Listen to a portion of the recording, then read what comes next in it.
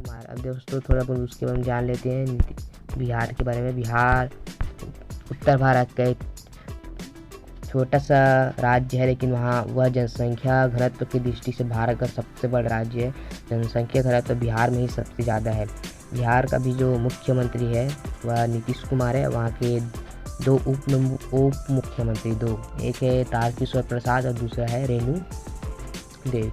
ये दो उप मुख्यमंत्री वहाँ के हैं। देखते हैं दोस्तों क्वेश्चन नंबर 15। 91वें अंतर्राष्ट्रीय फिल्म समारोह में लाइफ टाइम अचीवमेंट पुरस्कार के लिए किसे सम्मानित किया गया है? जो लाइफ टाइम अचीवमेंट जो होता है वह जो है किसको सम्मानित किया गया है,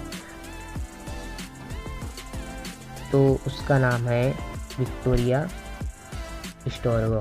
विक्टोरिया स्टोरगो को ही लाइफ टाइम अचीवमेंट पुरस्कार से सम्मानित किया गया है।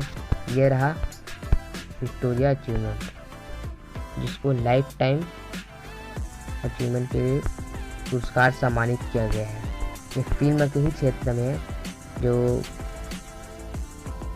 इंडियन के द्वारा IFFI जो एक संस्था है, IFFI इंडियन फिल्म एसोसिएशन का संस्था IFFI, उसी के द्वारा ही ये जो पुरस्कार वितरण किया जाता है, या जो 1952 से किया जाता है। और इसका जो हेडक्वार्टर जहाँ से वितरण होता है वह गोवा, और 1952 से वितरण किया जाता है। जो भी सदस्य जो बना है IFFI का, वह बना है अपना बांग्लादेश इसका हाल ही में अभी सदस्य बना है IFFI का एक समझौता के तहत। और जो इसका जो स्टार्टिंग है वो 1952 में गोवा से है। और जो कौन वितरण करता है यह पूछा जाए तो सूचना एवं प्रसारण विभाग द्वारा ये वितरण होता है। सूचना एवं प्रसारण विभाग द्वारा ये वितरण किया जाता है। सिस्टम को हाल ही में किस देश ने ओपन स्काई ट्रीटी से अलग होने की घोषणा की है? तो दोस्तों ये मोस्ट इम्पॉर्टेंट है कि ओपन स्काई ट्रीटी से अलग होने की घोषणा कौन की, तो वो है चीन। सॉरी दोस्तों, वो है अमेरिका ही हाल ही में इस ओपन स्काई ट्रीटी से होने की घोषणा की है। और हाल ही में भी और खबर आ रहा है कि ओपन स्काई ट्रीटी में अलग होने की घोषणा रूस ने भी कर दी है। अमेरिका और रूस दोनों ने ही ओपन स्काई ट्रीटी से अलग होने की घोषणा कर दी है। अब बात करते हैं दोस्तों ये ओपन स्काई ट्रीटी क्या होता है। उससे पहले हम ओपन स्काई एग्रीमेंट के बारे में जानते हैं। ये देख रहे हैं दोस्तों, ये एशिया का एक मैप है, जिसमें आपको अपर साइड दिख रहा होगा। ये आपको दिख रहा है कि ये है अपना रसिया और ये अपना चाइना। और मान लो जाए ये इंडिया है, ठीक, ये इंडिया है। और जैसे कि हमें यहाँ से लेकर यहाँ तक जाना है, हमें यहाँ से लेकर यहाँ तक जाना है और हमें कम समय में जाना है। तो हमें भारत से लेकर रसिया तक जाना है, तो हमें किसी न किसी देश को तो पार करना पड़ेगा। तो हम जिस क्षेत्र के ऊपर जो उड़ते हैं, लेकिन हम भारत से रसिया जा रहे हैं तो चाइना के ऊपर उड़ेंगे, तो हमारा जो है उसके साथ एक एग्रीमेंट होगा जिसको बोलते हैं स्काई एग्रीमेंट। जो अभी जो हम लोग पढ़ रहे थे ये ओपन स्काई ट्रीटी, तो ये हो जाएगा अपना ओपन स्काई एग्रीमेंट। ये हो जाएगा अपना ओपन स्काई एग्रीमेंट। जैसे कि हम भारत में हैं और हम जाना चाहते हैं चाइना, तो हम नेपाल को क्रॉस करेंगे, तो नेपाल के साथ हमारा एग्रीमेंट हो जिसको बोलते हैं ओपन स्काई एग्रीमेंट। यह हो गया ओपन स्काई एग्रीमेंट। और जो है ओपन स्काई ट्रीटी है उसमें अभी जो है अपना 34 देश सदस्य हैं, 34 देश। लेकिन फ़िलहाल अभी चीन, अमेरिका और जो ये है रसिया, अमेरिका और रसिया हटने के बाद अब हो गया ये 32। अब तो 32 है, पहले 34 था। अमेरिका और रसिया हट जाने के बाद अभी 34 हो गया। तो उसी तरह का भी ओपन स्काई ट्रीटी है, जिस तरह से ओपन स्काई एग्रीमेंट है। किसी देश से किसी देश जाने के लिए जिस देश को हम लोग क्रॉस करते हैं उस देश के साथ एग्रीमेंट होता है।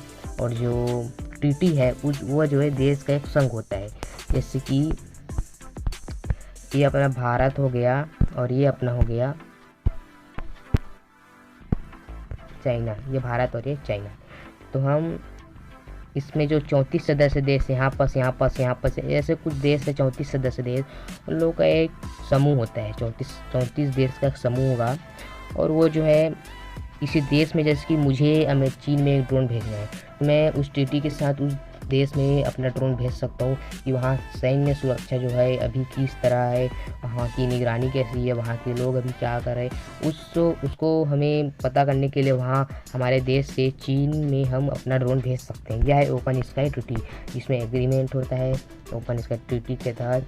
और इसमें जो है अपना 34 सदस्य, 34 जो देश है, 34 जो देश वो भी सदस्य हैं, लेकिन अब हो गया वहाँ पे 32। दोस्तों क्वेश्चन होता है कि भारत क्या इस देश का सदस्य है, तो भारत इस देश का सदस्य नहीं है।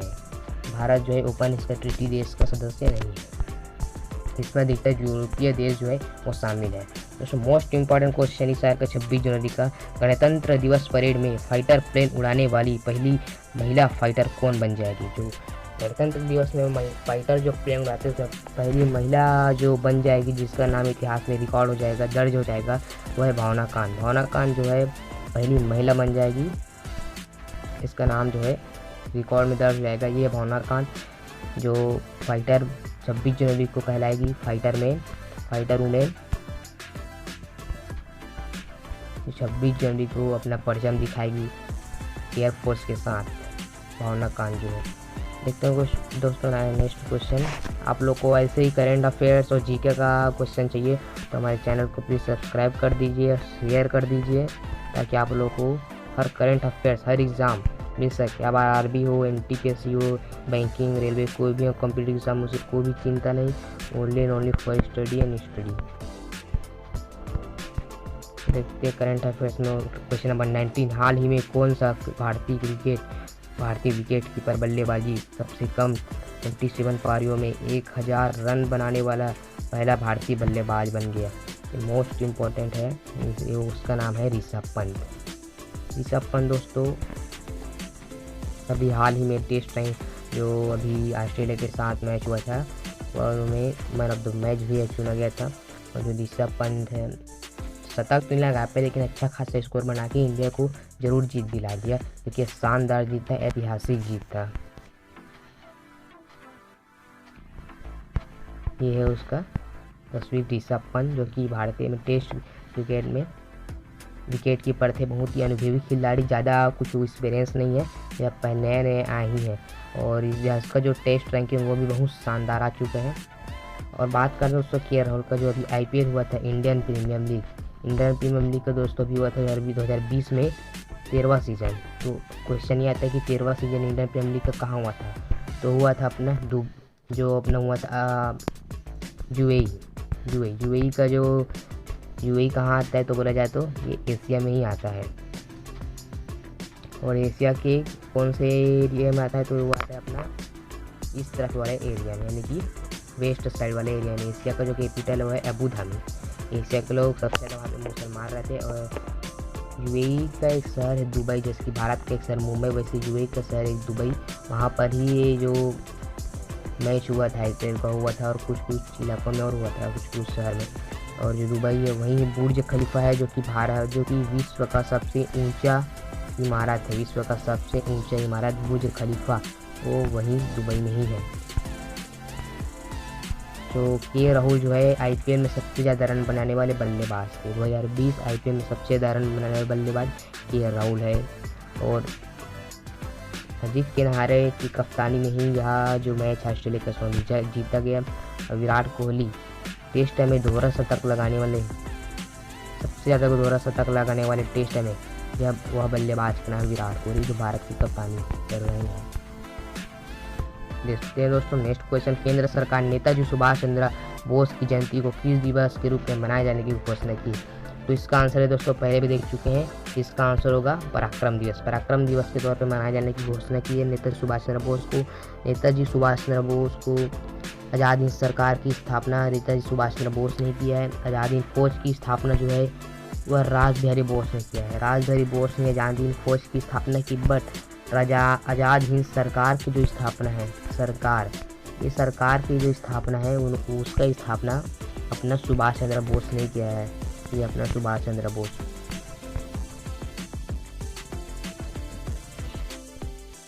नेताजी सुभाष चंद्र बोस के नाम, नेताजी के नाम से फेमस है सुभाष चंद्र बोस। और जो 1939 में है, 1939 में जब ये कांग्रेस के अध्यक्ष भी रहे थे। जब 1939 में इन्होंने फॉरवर्ड ब्लॉक की स्थापना भी किया था, फॉरवर्ड ब्लॉक की, जब ये सेनापति थे। उसके बाद ये आज़ाद हिंद सरकार का मुख्य बन गया। फिर जो जापान है, जापान ने इनको अंडमान एंड निकोबार जो द्वीप था उसको गिफ्ट में दे दिया था सन 1943 में। 1942 में रासबिहारी बोस ने स्थापना की थी। फिर 1943 में आज़ाद हिंद सरकार की स्थापना सुभाष चंद्र बोस ने की, उसका हेड भी वही बना। और जो 1943 में जापान ने अंडमान और निकोबार को 1943 में गिफ्ट में दे दी। और अंडमान का नाम जो है सुभाष चंद्र बोस ने शहीद द्वीप रखा। इम्पोर्टेंट है, अंडमान का नाम जो है ये अंडमान का नाम हो गया। और निकोबार का जो नाम है निकोबार, अंडमान का नाम शहीद द्वीप और निकोबार का नाम है स्वराज द्वीप।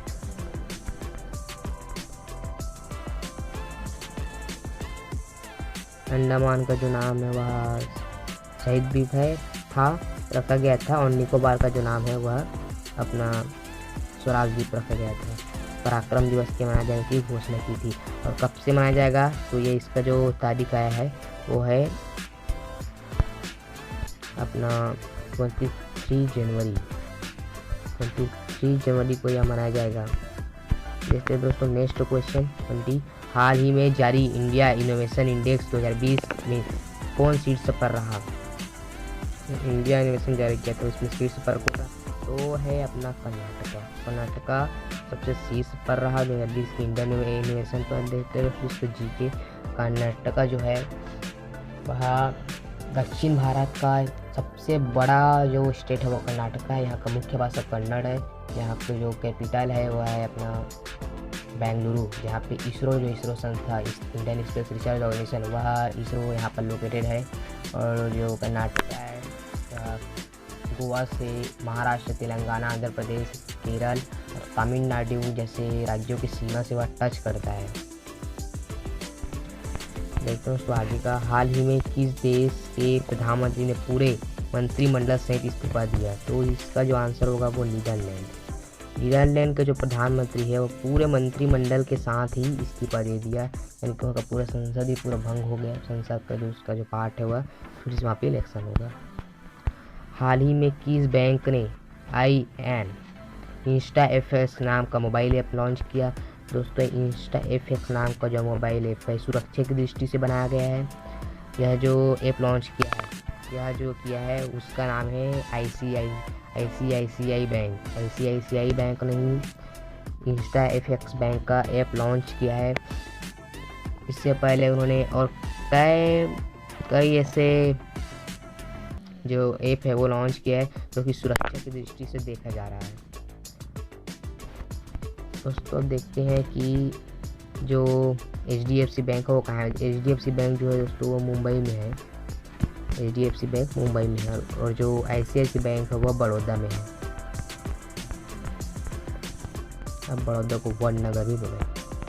दोस्तों क्वेश्चन नंबर 23। हाल ही में आयुष मंत्रालय का अतिरिक्त प्रभार किसे मिला है? तो दोस्तों यह मोस्ट इंपॉर्टेंट, आयुष मंत्रालय का अतिरिक्त प्रभार किसे मिला? तो है इसका आंसर होगा किरण रिजिजू है, अभी खेल मंत्री है। यह जो है मेल है, पुरुष जो अभी खेल मंत्री है। और इसके अनुभव को देखते हुए इसे आयुष मंत्री का अतिरिक्त प्रभार मिला है किरण रिजिजू को। अब बात करते हैं दोस्तों जो आयुष है, आयुष का जो फुल फॉर्म होता है वो क्या होता है? तो आयुष का जो फुल फॉर्म होता है वह होता है, इसका नाम होता है आयुर्वेदा, वाई से होता है योगा, और यू से होता है यूनियन, और एच से होता है सिंध, और एच से होता है अपना होम्योपैथी। तो आयुर्वेदा का फुल फॉर्म आयुष का फुल फॉर्म हो जाता है अपना आयुर्वेदा, योगा, यूनियन, सिंध एंड होम्योपैथी। ये हो गया आयुष का full form. Ayurveda, yoga, Unani, Siddha, homeopathy, ये आयुष का फुल फॉर्म है। इसको याद कर लेना। हाल ही में किस राज्य में स्थित थी गोरेवाड़ा चिड़ियाघर का नाम बदला गया?